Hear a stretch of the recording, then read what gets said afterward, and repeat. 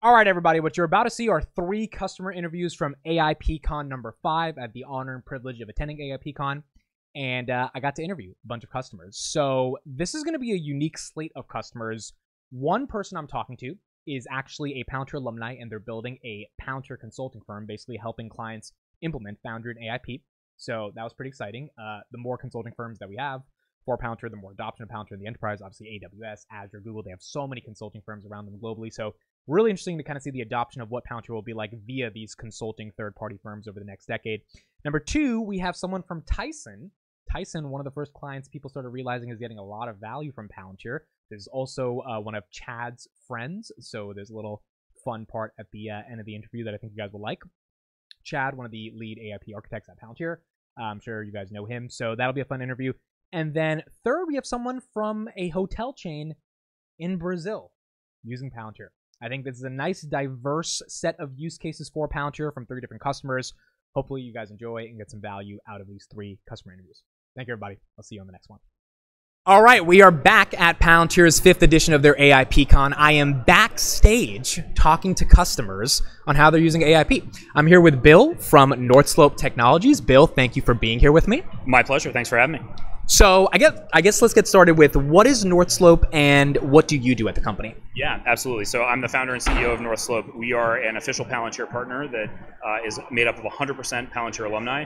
We deliver Foundry and AIP solutions for Palantir customers so they can maximize the value of their Palantir platform. And we also help Palantir extend their reach to reach more customers by being available as an option. So are you a Palantir alumni? I am, yeah. I was here from 2014 to 2018, worked on some projects in commercial, some projects in government, as well as in product. And every single one of the engineers on the team is a former forward deployed engineer from Palantir.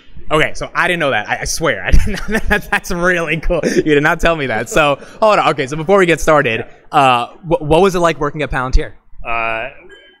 Being totally honest, it was the most important professional career that part of my career that I've had. One, the problem exposure is incredible. You get to work with incredible companies. I'm sure you've interviewed a bunch of them here today. This was very much true when I was here. You also get to work with, and I mean this genuinely, the smartest people I've ever worked with. Yeah. And I've had the privilege to be on some pretty high-powered teams over the course of my career, and this is by far the place with the densest concentration and the largest number of really awesome people. And my best friends, like half my wedding, were Palantir people. Wow. And that's a really unique thing, and it's part of what brought me and the rest of the Northslope team back to this environment. Is we'd all gone away to startups, worked on our own things for a little while, but we missed getting to work on this type of problem. Yeah. And now we get to do it as a startup, but back in that same ecosystem. Okay, so this is really interesting. Northslope is a essentially technology consulting firm helping other organizations implement That's right. Palantir and Foundry.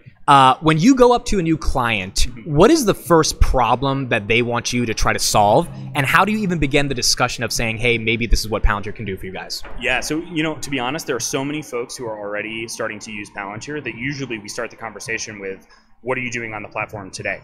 So we do work with new customers who are brand new to the platform, and usually the question is the same that Palantir asks, which is, what is your biggest problem? Right. What is the thing that is the most painful for you today?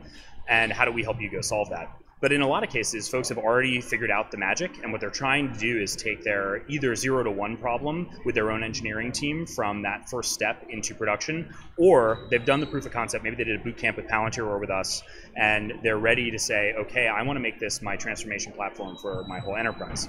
And so what we usually do is the same thing. What is the most painful thing you're feeling today? Right. Let's solve that one thing, and let's solve the next thing, and you do it serially so that you're building that win story over time and maximizing the value in the shortest amount of time. So when it comes to actually implementing what Palantir calls as the ontology that you are familiar with, to then come up with these serial use cases that can compound over time, what is the hardest part of creating an ontology for a brand new client that wants to have a myriad of use cases overnight? Yeah, I think honestly the most important first step is understanding how people are actually solving problems today and where the gaps are. A lot of the hidden value of the ontology is being able to represent the true business logic in the digital twin inside the operating system. Right. And you can only do that if you get really close to the customer and close to the user. So it's really important to us same as it was at Palantir, that we go forward deploy with our customers and we solve the business problem with them and we iterate with them really closely. So we'll get a proof of concept out in the first week or two, and then the whole process from there is iterative. And what we usually find is we start with a generic ontology of people, places, and things. Maybe it's a warehouse, some inventory, and the operators who are going to transform that inventory into a finished product. And whatever our assumptions were on day one, guarantee you that we wind up with something a little bit more bespoke and a little bit more valuable at the end. So I think the first thing and most important thing is understanding the business. The second stage is figuring out how you make that work across multiple stakeholders across the whole business, and you're able to have those concepts continue to compound their value across different use cases where maybe someone in procurement thinks about inventory slightly differently than someone on the shop floor. And you want to make sure that your ontology is consistent with both. It's the same process. You go build the thing for the procurement team after you built the thing for the shop floor team. And over the course of doing that, what's nice about Foundry is it's built for you to keep iterating and continue to expand the value around the ontology.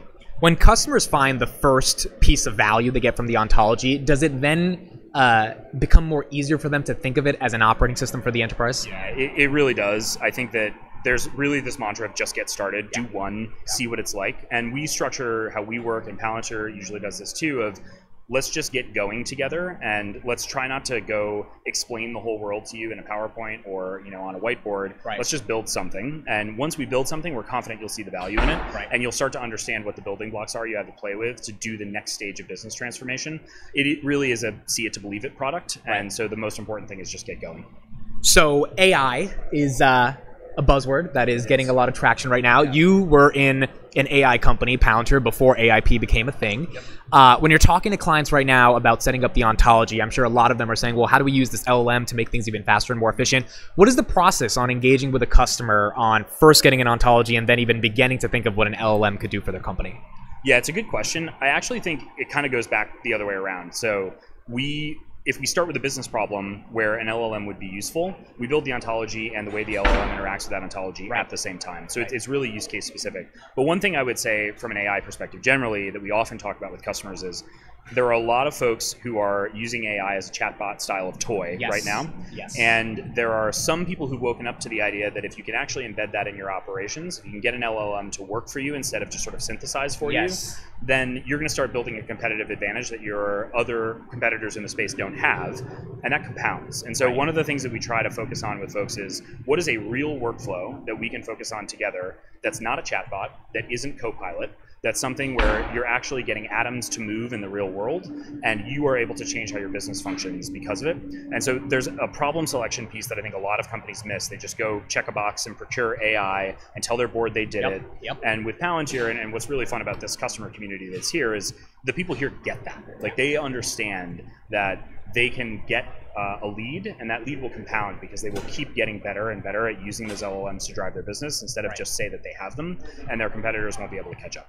What are the modern day problems with chatbots and copilots that don't solve enterprise use cases? Yeah, I think in a lot of cases they are synthesizing things that are already there, and that can be valuable, and we have some use cases where that has provided a lot of value to an operator in context, maybe on a factory floor or in field service or something like that. But a lot of the problems can be the data that you're feeding it isn't specific enough. So if you're like federating your input data across your LLM, across your whole organization, sometimes you actually need the specific manual for that specific piece of equipment, and maybe that manual is like 2 years out of date and you actually needed the other one. And what's possible with the Palantir platform is you can build in that specificity, and you have the tool set where you can actually get those LLMs to be very responsive. I think another good case is security controls as well, where with Palantir you get that baked in, and you're able to just iterate in the platform and build the use cases you need. You don't have to worry that someone's going to ask what are all the salaries in the company and pull up the XLS file that has all the salaries in the company, because you just can't do that with Palantir. So the governance of the data I think is incredibly important here. Yeah, I'm assuming you not only because you worked at Palantir, but because you believe in the product, your consulting firm is based on implementing the product, you want to see Palantir continue to have a bigger developer community and have more people actually implement the platform in their companies. Do you think one day there will be hundreds of consulting firms like Northslope, just like there are for AWS and Azure, to implement those technologies? Yeah, I think there will be. And one of the theses we have at the beginning here is that there are a lot of folks who are struggling with the initial stand-up of their Foundry solution or their initial set of use cases. But part of what we are doing, and we have some great partners that we work with who are doing very similar things, is there is a next generation effect that's happening right now. And so whether folks work at Palantir or they work at some of the customers who are here, especially the ones who've really adopted Foundry, there are future founders in those organizations who are learning that this is a really powerful and capable product for them. Right. And they may go found consulting companies like this, or they may go found product companies that are built on Foundry. And I think that that developer community is just starting to exist. And I don't know, I frequently call it, there's sort of like a revolution or an insurgency happening where if you understand what the power is, you find the other like-minded people here, and those knock-on effects are going to turn into a whole bunch of really interesting companies that we haven't seen before. And we're really excited to be in the first wave of that, but it's just the beginning. Yeah, as Carp says, it's just the beginning. We're here, AIPCon number 5. Bill Ward, thank you, Bill, for the time. Thank you so much. Thanks. Thank you. All right, everybody, I'm here at Palantir's AIPCon backstage with Nathan Marks. Nathan is someone who works at Tyson, and we have a mutual friend together that a lot of you guys know as well, the new social media star, but he knew him 20 years ago when he wasn't a social media star, which is our good friend Chad. Nathan, thank you for being here. Thanks, Amit. Nice to be here as well. So you work at Tyson. Tyson obviously has a variety of use cases with Palantir, and they were one of Palantir's not earliest commercial client, but Tyson was one of those clients that we realized Palantir was creating real transformational value for. So can you take me back to the beginning? When did you guys realize you wanted to start working with Palantir? Well, it was March of 2020, and everybody knows that time period because that's when COVID hit, right? And so we had to have an immediate response, not only for our corporate employees, but primarily for our plant workers' safety and to continue to deliver food to the people that needed it, right? Because restaurants shut down. The retail growth was there, the demand was out of control, and we needed to up our supply. And so, you know, our original use case for Foundry was our COVID response. Wow. Yeah. So when that happened, obviously the entire world is trying to figure out how they can flip their supply chains up overnight. They've got different things going on with vaccinations. What were kind of the core use cases you guys were dealing with in 2020 that propelled Palantir to be at the front of the line?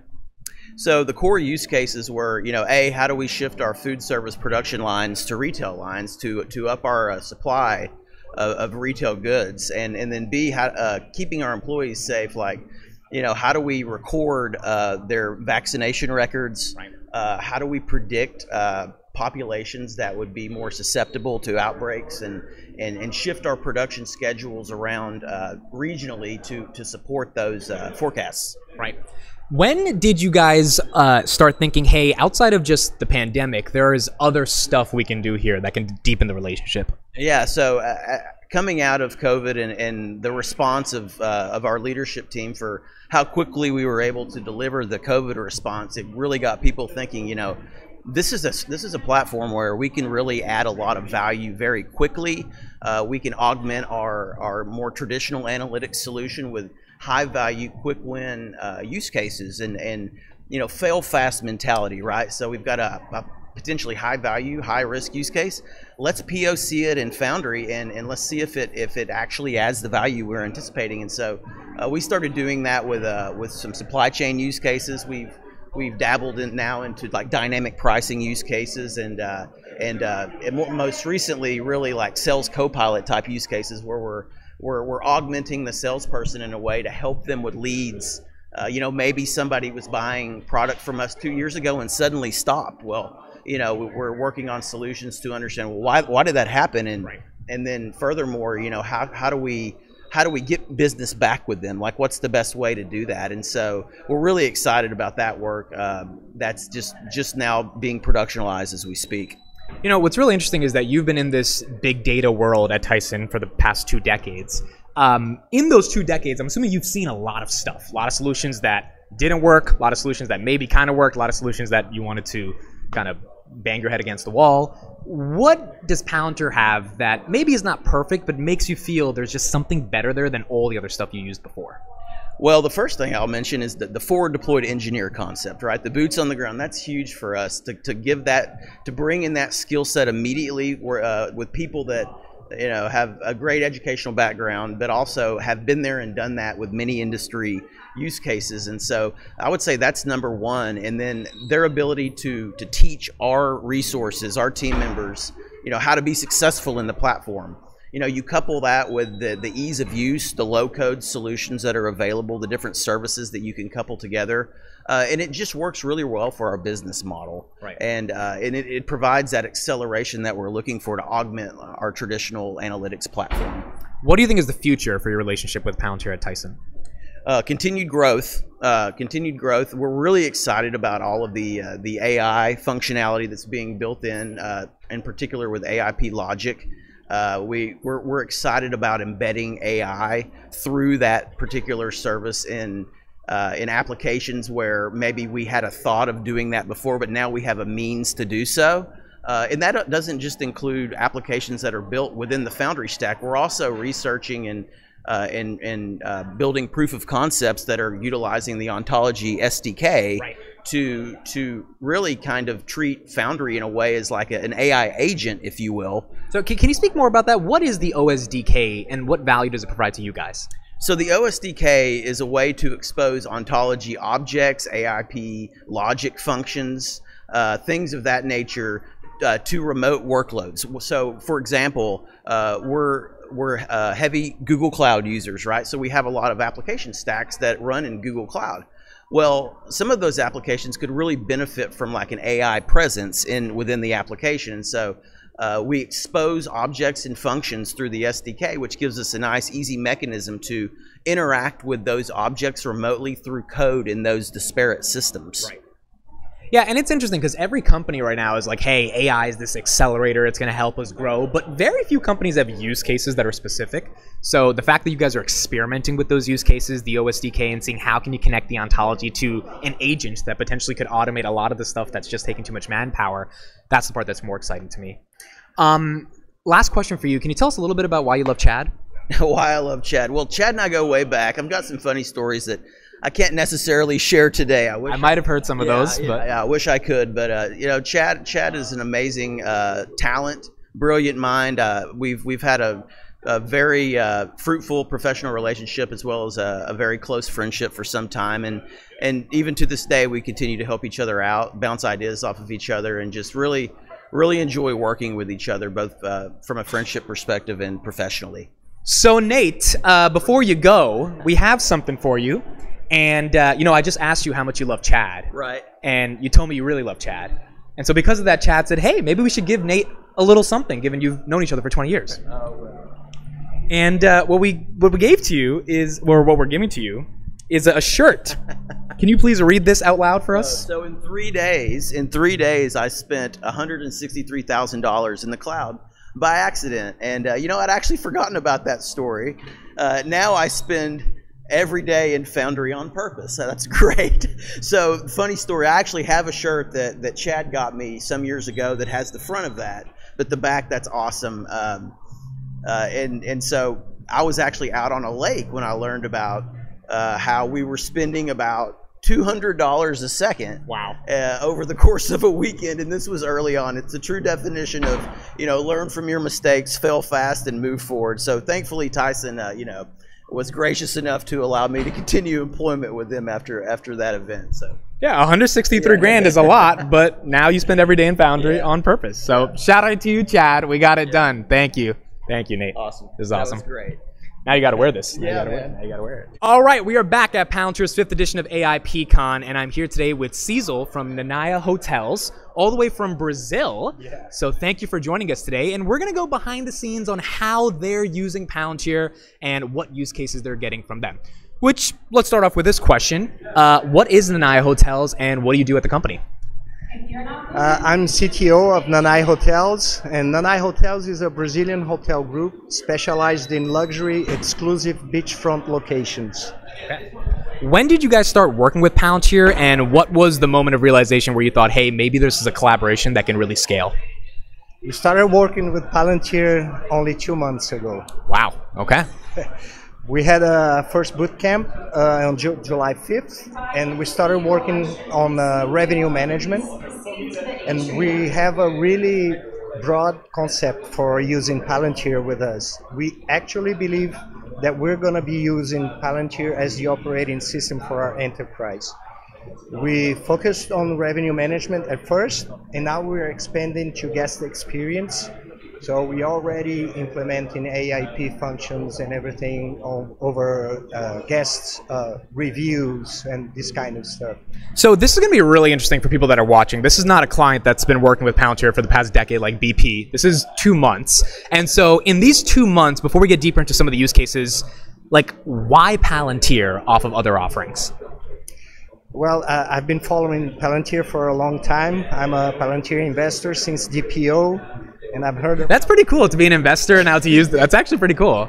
I mean, it was really reaffirming to me as an investor when I saw it working with us. It's different when you have the perspective just to watch it. It's very nice to see all your YouTube videos and all that. You have an idea how it works, but when you put your hands on, boots on the ground, you really feel how it really works. And we're expanding really fast, really rapidly.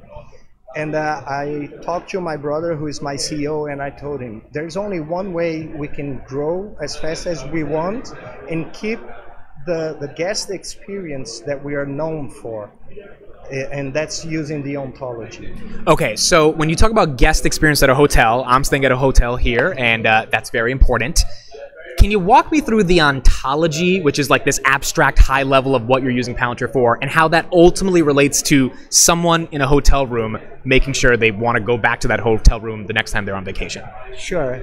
I mean, it's really easy. We were just talking a few minutes ago about how it's very easy for you to know about a guest's what preferences when you work with structured data. It's so easy. You know if he orders always this kind of wine, if he likes this kind of meat.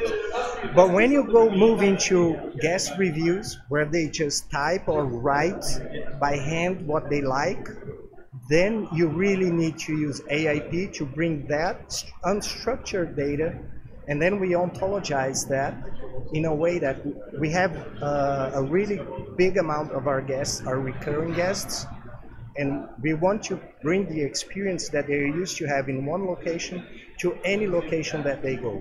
And what happens right now, all our team has everything that the guests like, they have on their heads. They know, like, okay, Mr. John, he likes his eggs in the morning this way, he likes that table, he likes this kind of wine. When he goes to a different location, we want him to feel right at home. And the ontology obviously allows you that personalization to do. Yes. Right. Every business right now is talking about AI and LLMs, even companies in Brazil, I would imagine. What is the kind of thesis you have around where AI could take your business, and does Palantir play any role there? Oh, Palantir has a big role on that. I mean, when you talk LLMs, our main concern is we need to have our team trust what they're doing with it. And our experience was, okay, if you work with ChatGPT, Claude, whatever, you start off with a huge hype, but then people start mistrusting the tool. And our experience, we are already working with our guest reviews. We are getting all the reviews and we're doing all the work with AIP chunks and all that. And that's giving us really trustworthy answers. It's amazing. You can ask, like, we were really surprised. Like, we did some crazy questions like, oh, that's not going to show up. And it was like... I think what you really care about is an LLM, as Dr. Karp says, can give you poetry, which is nice. But when you connect it to the ontologized data of the business, and then you prompt it with questions, you're getting real answers that can actually create predictive simulations of how to derive business value at the end of the day. Yeah. Well, for example, we can create sentiment, okay, for each guest review and for each category that we have in there. And that sentiment, when we ontologize that, we can easily visualize it.